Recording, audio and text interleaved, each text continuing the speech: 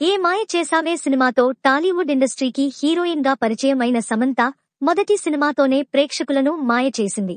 వరుసగా స్టార్ హీరోలతో సినిమాలు చేస్తూ దాదాపు 14 సంవత్సరాలుగా ఇండస్ట్రీలోనే ఉంటూ తన సత్తా చాటుతోంది.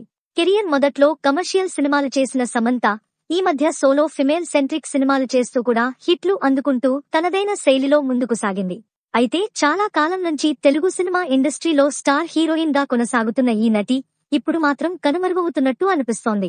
నాగ చైతన్యతో పెళ్లి అయిన తర్వాత కూడా నంబర్ 1 హీరోయిన్ గా వరుస విజయాలు అందుకున్న సమంత విడాకులు తర్వాత మాత్రం అన్ని రకాలుగా ఇబ్బందులు మాత్రమే ఎదుర్కొంటుంది.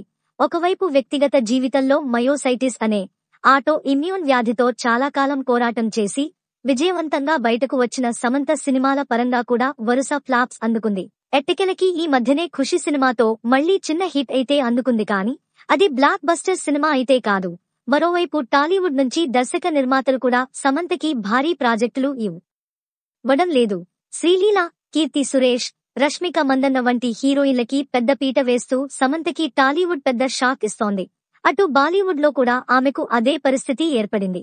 ఫ్యామిలీ మ్యాన్ తో సామ్ బాలీవుడ్ లో మంచి మార్కులు వేయించుకున్నప్పటికీ ఆ తర్వాత ఆనిమల్ సినిమాతో వచ్చిన రష్మిక ఆఫర్లు అందుకోవడంలో సమంతను ఓవర్టేక్ చేసేసింది. మరోవైపు ఫాన్స్ మాత్రం కావాలని టాలీవుడ్ ఇండస్ట్రీ ఆమెను దూరం పెడుతోంది అని, ఆమెకు సరైన ఆఫర్లు ఇవ్వడం లేదు అని ఆందోళన వ్యక్తం చేస్తున్నారు. ప్రస్తుతం సమంత తన సొంత బ్యానర్ ట్రాలాలా మూవింగ్ పిక్చర్స్ తో తానే హీరోయిన్ గా మా ఇంటి బంగారం అనే సినిమా చేస్తోంది. ఆ సినిమా హిట్ అయితే అయినా సమంతకి మరిన్ని